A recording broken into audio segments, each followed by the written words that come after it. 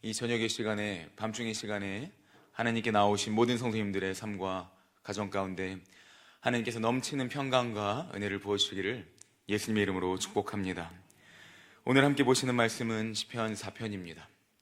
다윗의 고백이기도 합니다. 다윗은 기도의 사람이었습니다. 4편 전에 나오는 시편 3편의 말씀은 아침에 깰 때 내가 붙들 분이 누구이시냐, 오직 하나님이 나의 힘이시다라고 다윗은 아침을 깨며 고백을 하고 있고, 또 이어서 시편 4편에서 다윗은 오늘 하루를 돌아보며 오늘 밤중에 자기 전에 내가 나의 인생을 돌아보니, 나의 하루를 돌아보니 오직 나의 의가 되시는 분, 구원이 되시는 분, 기쁨이 되시는 분은 여호와 하나님밖에 없다라는 것을 기도하며 고백하며 찬양하며 나아가고 있습니다. 우리의 인생과 삶의 모든 순간들을 돌아볼 때 어쩌면 우리도 어렵고 쉽지 않은 순간이지만 그러한 삶과 인생들이 우리 가운데 있었고, 또 오늘 하루도 녹록지 않은 일들이 있을 수 있었습니다. 그럼에도 불구하고 나의 기쁨은 오직 하나님께로 말미암습니다. 이러한 고백을 오늘 다윗은 하며 나아가고 있습니다. 우리의 고백 또한 이러한 믿음의 고백 되시기를 예수님의 이름으로 축복합니다. 예수님을 믿는 사람들의 가장 큰 특징이 무엇일까요? 바로 기쁨의 중심에 사람의 것을 두지 않는다는 것입니다. 그 기쁨의 이유에 나의 것이 아닌 하나님을 두고 있다는데, 우리는 기쁨의 이유와 그리고 예수 믿는 사람들의 가장 큰 기쁨의 이유를 찾을 수 있습니다. 오직 예수 그리스도를 믿음으로 말미암은 구원으로부터 나오는 기쁨, 이처럼 성도는 모든 상황 속에서 기뻐할 수 있습니다. 왜 그렇습니까? 하나님이 나의 위로가 되시기 때문입니다. 예수님이 나의 소망이 되시기 때문입니다. 성령께서 나의 인도자가 되시기에, 하나님께서 우리로 하여금 부활 승리를 얻는 그 날까지 날마다 인도하시며 보호하시며 항상 함께 하실 것을 믿는 이 굳건한 믿음의 확신이 있기 때문에 우리 마음 가운데는 기쁨이 넘쳐날 수 있는 것입니다. 우리 성도님들은 무엇 때문에 기쁨이 넘치십니까? 혹시 요즘 기쁨이 혹시 있으십니까? 기쁨을 찾기 힘든 시대입니다. 기쁨을 찾아보기 너무나도 어려운 시대입니다. 그럼에도 불구하고 우리가 기억해야 할 것은 분명히 우리 가운데에는 기뻐할 수 있는 이유가 있다는 사실입니다. 오늘 시편 말씀을 통하여서 성도가 기쁨의 삶을 살아갈 수밖에 없는 이유, 기쁨의 진정한 이유를 살펴보길 원합니다. 상황이 좋아서가 아닙니다. 내 주변에 좋은 일만 넘쳐서가 아닙니다. 우리는 때론 가슴 아픈 일을 겪기도 합니다. 어려운 일도 겪기도 합니다. 건강에 대한 문제, 가족에 대한 문제, 가정, 자녀들, 또한 어떠한 사업, 직장, 사람들과의 관계 속에서 이해할 수 없는 문제에 봉착할 때도 있습니다. 그러나 우리가 여기서 살아계신 하나님, 그 하나님이 나의 아버지가 되시는 그 사실을 우리 마음의 중심 가운데 새기고 있다면, 나의 가정, 교회, 이 나라의 민족, 또한 나의 모든 삶 가운데 하나님이 살아 역사하실 것이라는 그 사실을 믿음으로 나아가야 됩니다. 오늘 시편 기자는 이러한 믿음이 있었습니다. 이러한 믿음의 확신이 있었습니다. 상황적으로만 본다면 그는 하나님께 찬양할 수 없는 사람이었습니다. 찬양할 힘조차 없는 고난 중에 있던 다윗이었습니다. 시편 4편은 우리가 찬양시라고 했지만 사실 애가의 시입니다. 예레미야 애가에서 말하는 눈물의 선지자, 탄식의 그 말씀처럼 오늘 말씀도 사실 눈물의 말씀이고 탄식의 말씀입니다. 다윗은 고통 중에 있었습니다. 괴로움 가운데 있었습니다. 그가 겪고 있는 어려움이 정확히 무엇인지는 알 수 없으나, 그러나 성경을 문자적으로 해석하고 배경적으로 볼 때 그 당시에 그 나라에, 이 이스라엘에 가뭄이 있던 것을 확인할 수 있습니다. 그리고 사람들이 도대체 이러한 어려움이 왜 왔느냐, 그 원망을 한 사람에게 돌리고 있었습니다. 그것이 바로 다윗이죠. 많은 사람들이, 특별히 동족이라고 할 수 있는 이스라엘 백성들이, 고관이라고 하는 사람들이, 주변의 수많은 사람들이 자신을 괴롭히던 그 상황 가운데에서 다윗은 괴로움 가운데 처해 있었습니다. 그런데 우리는 이러한 상황 가운데 다윗이 어떠한 행동을 하였는지 살펴볼 필요가 있습니다. 함께 1절 말씀을 보며 나아가도록 하겠습니다. 시편 4편 1절 말씀 함께 읽겠습니다. 내 의의 하나님이여, 내가 부를 때에 응답하소서. 곤란 중에 나를 너그럽게 하셨사오니 내게 은혜를 베푸사 나의 기도를 들으소서. 아멘. 괴로움의 상황 가운데에서 다윗은 어떻게 하였습니까? 후퇴하지 않았습니다. 그저 비참한 곳으로 나아가지 않았습니다. 물러서지 않았고요, 하나님께로 나아갔습니다. 하나님께 부르짖고 있습니다. 주님, 나의 기도를 들어주소서. 기도하며 울부짖으며 그 기도의 자리로 나아가고 있습니다. 우리의 삶의 모습은 어떠합니까? 어려움과 역경 가운데 무엇을 하고 계십니까? 어떠한 생각을 하고 계십니까? 고난의 자리에 있을 때 기쁨이 아닌 절망과 슬픔이, 아픔이 나를 두를 때 무엇보다 먼저 하나님께 나아가시는 성도님들 되시기를 예수님의 이름으로 축복합니다. 우리는 하나님께 나아가야 하는 존재입니다. 그렇다면 다윗은 왜 하나님께 나아갈 수밖에 없었을까요? 다윗은 하나님이 누구이신지 알았기 때문입니다. 그는 하나님에 대한 올바른 이해와 지식이 있었습니다. 그에게 하나님은 내 의의 하나님이셨습니다. 자신은 죄인이고 비록 연약한 인생이나 하나님은 완전한 의가 되시고 완전한 구원자가 되시기에 다윗은 그 하나님을 기억하고 그의 아버지 되시는 하나님께로 나아갔습니다. 그 하나님을 믿었던 것입니다. 이사야서 41장 10절은 이렇게 고백하고 있습니다. 두려워하지 말라, 내가 너와 함께함이라. 놀라지 말라, 나는 내 하나님이 됨이라. 내가 너를 굳세게 하리라. 참으로 너를 도와주리라. 참으로 나의 의로운 손으로 너를 붙들리라. 아멘. 하나님은 이처럼 의로운 손으로 그의 백성들을 붙드시며 인도하는 분이십니다. 나는 부족하나 하나님이 나의 의가 되신다는 이 믿음의 확신 가운데 다윗은 하나님께로 나아간 것입니다. 그는 하나님을 신뢰하였습니다. 어려운 때에, 곤란한 때에, 역경의 때에 오직 아버지 되시는 하나님을 찾은 것입니다. 우리 이제 아들들을 두신 지사님들, 우리 장로님들, 권사님들 아시겠지만 우리 군대에 가면 처음에 훈련소라는 곳을 갑니다. 그리고 이제 훈련한 지 한 2주 정도, 3주 차 정도 되면은 처음으로 전화통화를 시켜주죠. 그런데 우리 아들들이 신기한 게 뭐냐면 여자친구한테 먼저 전화를 할 것 같은데 신기하게 전화번호를 이렇게 010에서 누릅니다. 그리고 처음으로 딱 말을 합니다.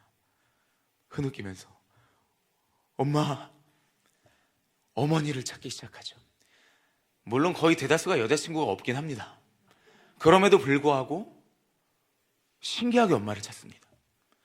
공수나 핵이 레펠, 유격을 갔을 때 이렇게 절벽에서 뛰어내려야 되는 그 줄 하나 메고 상황에서 이렇게 조교가 말합니다. 지금 누가 가장 보고 싶습니다. 누가 가장 보고 싶습니까? 하면 근데 예를 들어서 제 여자친구 누가 보고 싶습니다 하는 애들은 별로 없습니다. 오히려 욕먹어요. 어머니입니다 하면 자, 어머니 사랑합니다 하고 뛰어내리십시오. 어머니 사랑합니다 하고선 유격장에서 왜 이렇게 여기저기서 어머니 소리가 많이 들리는지. 사람은 이렇게 어려움과 극한의 상황이 되면 특별히 부모님, 어머니를 많이 찾게 되는 것 같습니다. 저절로 생각나는 게 저도 그랬고요. 이 엄마, 부모님, 아버지가 생각나죠. 다윗은 당연히 생각나는 한 분이 계셨습니다. 나의 아버지가 되시며 나의 의가 되시는 분. 고통 중에 하나님께로 나아가는 것은 당연한 것이었습니다. 우리는 누구에게로 나아가고 있습니까? 우리는 어디로 나아가고 있습니까? 우리 또한 마찬가지로 하나님께 기도의 자리로 나아가야 하는 줄로 믿습니다. 가장 먼저 하나님을 찾는 우리의 삶의 모습. 탕자가 그 부자의 둘째 아들이 모든 것을 소진하고 탕진하고 삶의 비참함과 괴로움과 아무것도 할 수 없는 그러한 삶을 포기할 수밖에 없는 역경 가운데에서 생각한 것이 있죠. 내가 아버지께로 돌아가야겠다. 아버지께로 돌아가서 거기서 정말 종으로라도 살아야겠다. 그러나 아버지께로 돌아갔을 때 어떻게 됐죠? 그 아버지는요, 나의 잃은 아들이 도대체 언제 오나, 마을 입구에까지 오기까지 나아가서 늘 발을 동동거리면서 그렇게 아들을 애타게 기다리셨습니다. 아들이 나타났을 때 뛰어가서 입 맞추며 손에 가락지를 끼워주며 내가 내 아들을 찾았다고 아마 그 아들을 껴안고 입 맞추며 눈물 콧물 다 흘렸을 것입니다. 그 자녀가 하나님께로 나왔을 때 누구보다 사랑하시며 그 사랑으로 품에 안으시는 분 누구이십니까? 바로 우리 주 하나님이신 줄로 믿습니다. 모든 어려움과 곤란의 가운데서 하나님은 그러한 다윗을 품에 안으시는 분이셨습니다. 다윗, 오늘 시편 기자는 이러한 믿음의 확신이 있었습니다. 그의 삶은 역경도 많았지만 그러나 하나님의 은혜로 가득 찼던 그의 삶이었음을 우리는 여러 말씀들을 통해 알 수 있습니다. 돌아보면 우리의 삶도 어떻죠? 어려움도 있었고 지금도 쉽지 않을 수 있습니다. 그러나 우리의 삶이 무엇입니까? 하나님의 은혜가 아니었다면 우리가 지금 이 삶을 어떻게 살아갈 수 있을까요? 지금은 쉽지 않아 보여도 우리가 모든 것들 우리 눈에 어떻게 보일지라도 하나님은 우리의 모든 삶을 그의 은혜대로 이끄신 줄로 믿습니다. 하나님은 동일하신 하나님, 변치 않으시는 신실하신 하나님이시기 때문에 오늘 시편 기자는 이전에 받았던 은혜가 자신의 지금 상황 가운데에서 또한 앞으로도 변치 않고 신실하신 하나님께서 동일한 은혜로 주실 것이다 라는 믿음 가운데 하나님께 나아가게 된 것입니다. 사랑하는 성도님들, 우리 또한 이 마음으로 하나님을 찾으시고 하나님께 나아가시길 축복합니다. 하나님께서 우리에게 반드시 은혜를 베푸실 줄로 믿습니다. 오늘 시편에서 다윗이 맡고 있는 곤란 중에 이 상황은 사람들이 계속해서 그를 비방하고 있었다는 것이죠. 2절에서 시편 기자는 그러한 사람들에게 인생들아 라고 외치고 있습니다. 2절 말씀을 한 목소리로 읽도록 하겠습니다. 시편 4편 2절 말씀 함께 읽겠습니다. 인생들아, 어느 때까지 나의 영광을 바꾸어 욕되게 하며 헛된 일을 좋아하고 거짓을 구하려는가. 오늘 시편 말씀 4편 2절에서 시편 기자는 인생들아 외치고 있습니다. 우리 막 어머니들이 자녀가 말 안 들으면 이러잖아요. 으이그 이 인생아 막 이럴 때. 사실 이 말이 이렇게 들어맞는지는 모르겠지만 여기서 인생들아 외치는 것, 이 죄악됨 속에서 하나님을 바라보지 못하고 허영과 여러 가지 거짓된 것들만 추구하는 자들아, 헛된 것들만 쫓는 자들아 외치는 것입니다.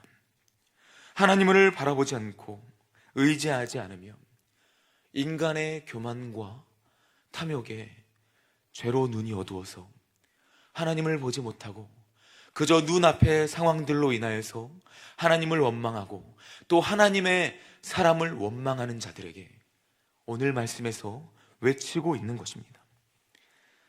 다른 성경 번역본을 보면 권력을 잡아서 힘이나 꾀 쓰는 자들아 라고 번역되어 있기도 합니다.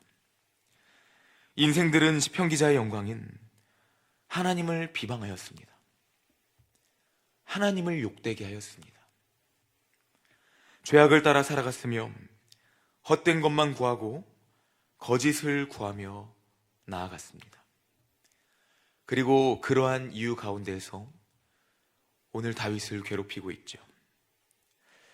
우리의 삶도 어쩌면 이러한 괴롭힘들이 넘쳐나고 있는 것만 같습니다. 삶 가운데, 가정에서, 직장에서. 이러한 상황 속에서 오늘 다윗은 과연 하나님이 계신 것인가? 하나님이 계시다면 왜 나한테 이러한 상황을 허락하시는가? 하나님께 반문하고 하나님을 원망하며 불평하지 아니하였습니다. 오히려 그는 하나님과의 굳건한 올바른 관계 가운데에서 흔들리지 아니하는 믿음의 확신 가운데 하나님께로 나아갔습니다. 사랑하는 성도님들, 우리는 또한 기억해야 됩니다. 하나님과의 관계 가운데 흔들리지 않는 믿음의 확신으로 하나님께 나아가야 한다는 사실입니다. 이 믿음을 가지시길 축복합니다. 그리하여 3절에서는 이렇게 말하고 있습니다. 함께 사편 3절 말씀 읽도록 하겠습니다. 여호와께서 자기를 위하여 경건한 자를 택하신 줄 너희가 알지어다. 내가 그를 부를 때에 여호와께서 들으시리로다. 아멘. 하나님께서 우리를 택하셨다는 사실입니다. 내가 하나님을 택했다면 이것은 불안합니다. 그러나 하나님이 나를 택하셨기 때문에 여기에 완전함이 있고 굳건함이 있는 것입니다. 우리를 붙드시는 분이 내가 하나님을 붙들고 있는 것이 아니라 완전하신 하나님이 나를 붙들고 계시다는 이 사실, 하나님이 우리를 택하신 줄로 믿습니다. 왜 택하셨을까요? 하나님을 위해 택하셨다고 오늘 고백하고 있습니다.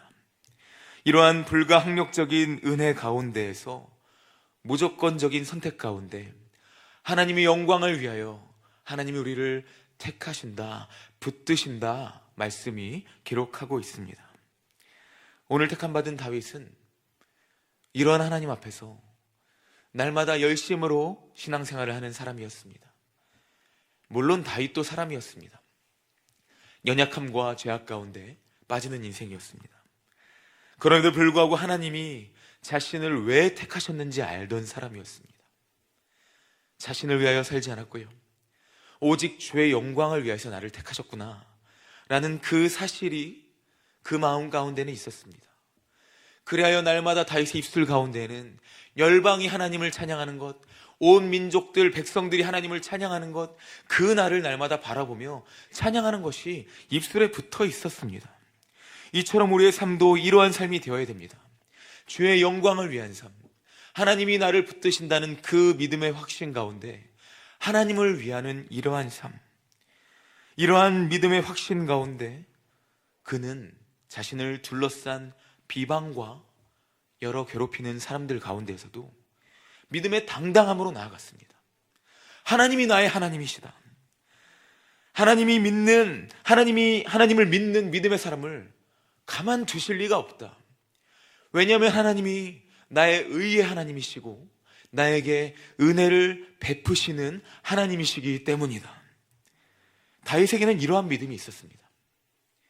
우리에게도 동일하게 이러한 당당한 외침이 있기를 소망합니다. 세상을 향해 당당하십시오. 세상은 굉장히 거대한 산과 같이 우리 앞에 있습니다. 그러나 그 앞에서 우리가 주눅들 필요가 무엇이 있겠습니까? 우리가 하나님의 것이고 하나님이 우리의 하나님이 되시는데 왜 우리가 주눅들고 마치 무너진 사람처럼, 의지할 사람 없는 사람처럼 그렇게 살아가는 것입니까? 우리는 이러한 믿음의 담대함을 가지고 모든 상황 속에서 하나님의 영광을 바라보며 나아가야 합니다. 그때 시편 기자는 고백합니다. 내가 그를 부를 때에 여호와께서 들으시리로다. 아멘. 하나님께서 우리의 모든 기도를 들어 응답하십니다. 들어 응답하실 줄로 믿습니다. 이러한 강한 믿음과 신뢰, 우리에게 필요한 것입니다. 그러므로 시편 기자는 이 확신 가운데에서 인생들에게 오늘 권고하고 또 선포하고 있습니다. 4절 말씀을 제가 읽겠습니다. 4편 4절입니다. 너희는 떨며 범죄하지 말지어다. 자리에 누워 심중에 말하고 잠잠할지어다. 아멘. 한마디로 죄악 가운데 거하지 말라는 것입니다. 인생을 돌아보며, 오늘 하루를 돌아보며 나의 죄악을 살펴보고 하나님 앞에서 불의한 연약한 나 자신을 돌아보고 심중에 그 모든 것을 돌아보며 하나님께 기도함으로, 회개함으로 나아가라는 것입니다. 신학적 칼빈은 이에 대해서 자신의 분에 못 이겨서 아무 두려움이나 위기의식이 없이 그저 자신들의 악한 행실을 하는 행위라고 말합니다. 그저 아무 생각 없이 저지르는 무의식적인 죄들마저도 우리가 생각하며 회개하며 나아가야 한다는 것입니다. 오늘 이것을 밤중에 시인은 자기 전에 하루를 돌아보며 깊이 묵상하며 하나님께 회개하고 있는 것입니다. 그리고 너희들도 돌아보면서 회개해라. 성도들아, 하나님 앞에서 우리가 회개하며 나아가야 된다. 이야기하고 있는 것입니다. 하루를 바쁘게 보내며 오늘 하루만 해도 마찬가지죠. 우리의 지난 삶만 돌아봐도 마찬가지죠. 너무 쉴 새 없이 돌아가는 삶입니다. 특별히 우리 대한민국 전 세계인들이 아는 저기 아프리카 오지 선교 가도 선교사님들이 깜짝 놀라는 단어 파리파리, 빨리빨리. 이러한 바쁨 속에서 우리가 과연 하나님을 돌아볼 여유가 하루 가운데 있을까요? 우리는 우리의 존재의 정체성을 잃으면 안 됩니다.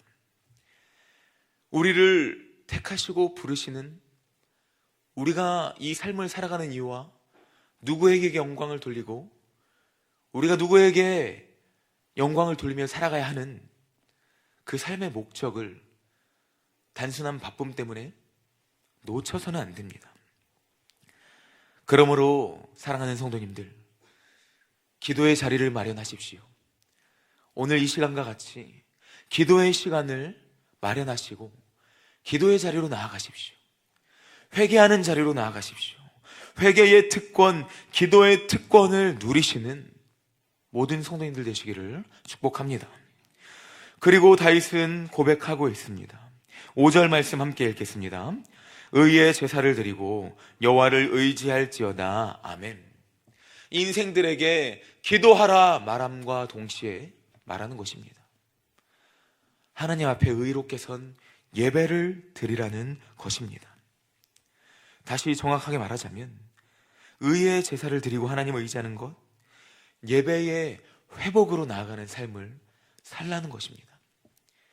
예배가 회복되는 삶, 이것이 우리가 살아야 되는 삶인 줄로 믿습니다.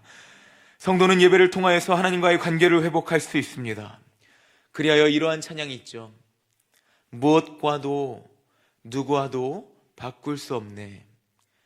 예배 드림이 기쁨 됩니다. 아멘. 예배 드림만이 우리의 삶의 유일한 기쁨, 하나님께서 주시는 넘치는 기쁨인 줄로 믿습니다. 우리가 드릴 영적 예배를 통하여서 우리는 하나님의 그 은혜를 경험해야 됩니다. 히브리서 11장 4절에서는 이렇게 말하죠. 믿음으로 아벨은 가인보다 더 나은 제사를 하나님께 드림으로 의로운 자라 하시는 증거를 얻었으니. 아멘. 믿음으로 아벨이 제사를 드렸는데 창세기 말씀에 보니까 아벨이 자신과 제물을 드림을 고백하고 있습니다. 우리가 드릴 영적 예배, 우리 자신을 드리는, 우리의 삶을 드리는 올바른 예배가 회복되어지는 삶을 오늘 다윗은, 하나님의 말씀은 우리에게 선포하는 것입니다. 예배가 올바로 선 사람이 신앙에 올바로 서는 것입니다. 예배가 깨어있는 사람이 하나님 앞에 올바로 깨어있을 수밖에 없습니다. 그리고 삶의 예배로 나아가는 자들이죠. 제가 볼 때 여기 계신 모든 분들은 이미 깨어 계십니다. 이 삶을 놓치지 마십시오. 흔들리지 마시고 잃지 마십시오. 이처럼 시편 기자는 인생들에게 기도의 자리, 올바른 예배의 회복을 선포합니다. 이어서 그는 다시 하나님께 나아가 고백하죠. 어려운 상황들이 있는 것을 이 말씀을 통해 분명히 알 수 있는데요. 함께 6절 말씀을 읽도록 하겠습니다. 읽겠습니다. 여러 사람의 말이 우리에게 선을 보일 자 누구뇨 하오니 여호와여 주의 얼굴을 들어 우리에게 비추소서. 아멘. 여기서 선은 이제 문자적으로 대유법으로 해석했을 때 당시에 비라는 것으로 해석할 수 있습니다. 사람들이 말하는 것이죠. 도대체 우리에게 지금 이 어려운 때에 선을 보일 자, 비를 내리실 분이 누구냐? 왜 이 땅이 이렇게 가물어 황폐하였느냐? 말하고 있는 것입니다. 가뭄 가운데 이스라엘 백성들이 자신들의 선조들을 이끌었던 그 약속의 하나님, 언약의 하나님을 또 망각하고 도대체 누가 우리에게 선을 베풀 것이냐, 비를 내릴 것이냐 얘기하고 있습니다. 하나님을 원망하고 욕하고 있었던 것이죠. 바로 여기서 우리는 대조되는 다윗의 고백을 주목해야 됩니다. 믿음의 확신을 가진 다윗은 이렇게 말하고 있습니다. 여호와여, 주의 얼굴을 들어 우리에게 비추소서라고 고백합니다.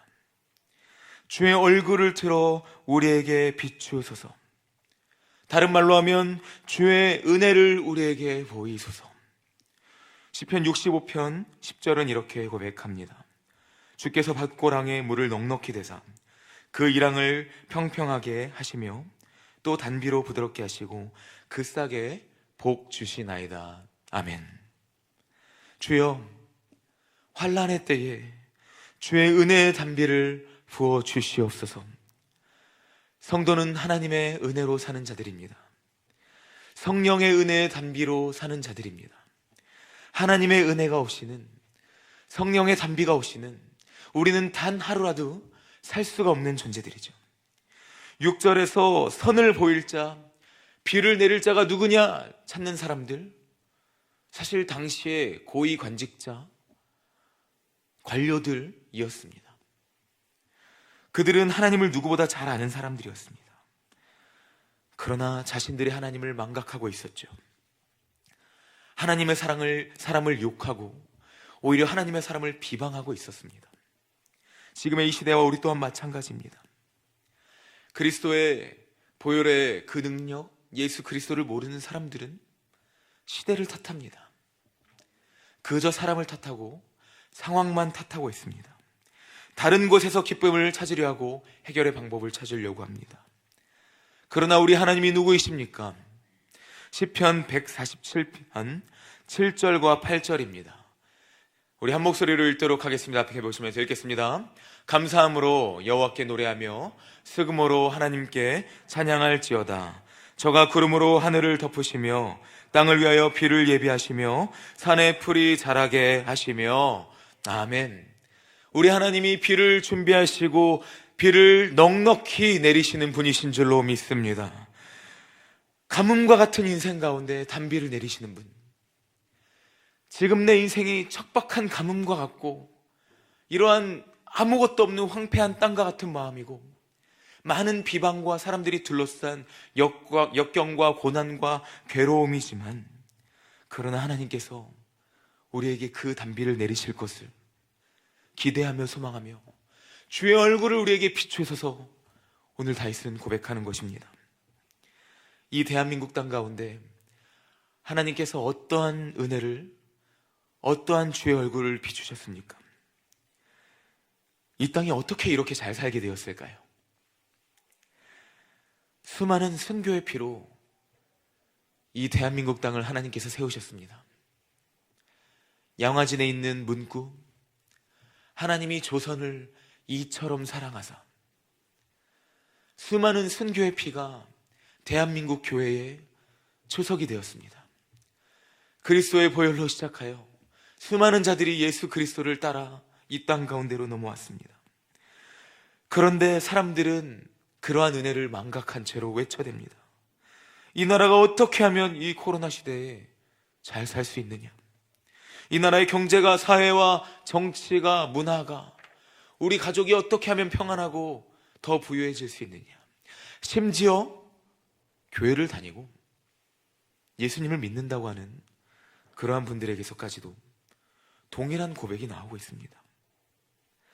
믿음의 사람조차도 어떻게 하면 내 가정이 잘 살 수 있느냐? 어떻게 하면 내 자녀가 성공하고 우리가 더 괜찮은 안정으로 나아갈 수 있느냐? 하나님께 은혜를 구하는 것이 아니라 다른 방법으로 나아가고 있죠. 오늘 시편 기자는 반대에 있던 사람들처럼 말이죠. 우리는 회개의 마음으로 나아가야 됩니다. 믿음의 확신으로 나아가야 됩니다. 구원받은 성도는 이러한 때에 외칠 수 있습니다. 하나님, 주의 얼굴을 들어 우리에게, 나에게 비추어 주시옵소서. 우리 가정 가운데, 자녀들에게, 우리 사회와 직장과 이 나라의 민족, 온 열방 가운데 비추어 주시옵소서. 그 은혜를 베풀어 주실 줄로 믿습니다 하는 믿음의 확신으로 나아가시는 모든 성도님들 되시기를 축복합니다. 그때 우리는 하나님을 믿고 의지하는 자의 삶이 무엇인지 깨달을 수 있는 것입니다. 7절과 8절 말씀 한 목소리를 읽겠습니다. 주께서 내 마음에 두신 기쁨은 그들의 곡식과 새 포도주가 풍성할 때보다 더하니이다. 내가 평안히 눕고 자기도 하리니 나를 안전히 살게 하시는 이는 오직 여호와이시니이다. 아멘. 이러한 믿음의 확신, 하나님에 대한 확신, 하나님 안에 거하는 나 자신에 대한 확신, 기쁨이 넘치는 삶 속에서 우리가 어떻게 할 수 있습니까? 평안히 자기도 하고 평안히 눕기도 할 수 있는 것입니다. 저는 바라건대 오늘만큼이라도 또 앞으로 살아가시면서 정말 하나님 때문에 오늘 밤 평안한 밤 되시기를 축복합니다. 누우셔서 막 다른 걱정이 아니라 내일 어떡하냐, 오늘 누구 때문에 받은 스트레스, 이게 아니라 그저 하나님으로 말미암은 기쁨, 그 평안. 하나님의 은혜에 사로잡힌 시편 기자는 그래서 이렇게 고백하죠. 주께서 내 마음의 인생들의 곡식과 새 포도주가 풍성할 때보다 더 큰 기쁨을 주셨습니다. 아까 배경적으로 볼 때 뭐라고 했죠? 가뭄이라고 했습니다. 가뭄의 때에 무엇이 있을 수 있을까요? 열매, 곡식이 있을까요? 어떠한 포도주가 있을까요? 그러나 오늘 다윗은 시편 기자는 그러한 가운데 사람들의 비방과 이러한 어려운 환난 속에서 주저앉지 않았죠. 오직 은혜를 베푸실, 그 얼굴을 비추시고 단비를 내리실 하나님을 바라보며 하나님께로 나아가, 나의 상황은, 나를 둘러싼 환경은 어쩌면 인간관계와 여러 가지 역경들이 있을 수 있지만, 그러나 내가 하나님 오늘 밤 평안히 자기도 하고 눕기도 하겠습니다 라고 고백하는 것입니다. 믿음은 바라는 것들의 실상이요 보이지 않는 것들의 증거라고 하였습니다. 보지 못하는 것들, 보이지 않는 소망에 대한 믿음의 확신, 이러한 것들 속에서 우리는 나아갈 수 있습니다. 바로 믿음으로. 보이는 세상의 모든 가치보다 뛰어나신 하나님의 그 은혜를 바라보십시오. 날마다 우리와 함께 하시고 우리에게 은혜를 내려주시고 우리로 하여금 주의 영광을 위해 살게 하실 하나님의 그 은혜를 바라보시고 누리시길 소망합니다. 이러한 기쁨으로 말미암아 어떻게 될 수 있습니까? 우리가 어떠하든지 간에 이 마음 가운데 평안함이 있을 수 있는 것입니다. 하나님으로 인하여. 사랑하는 성도 여러분, 믿음의 확신을 가지십시오.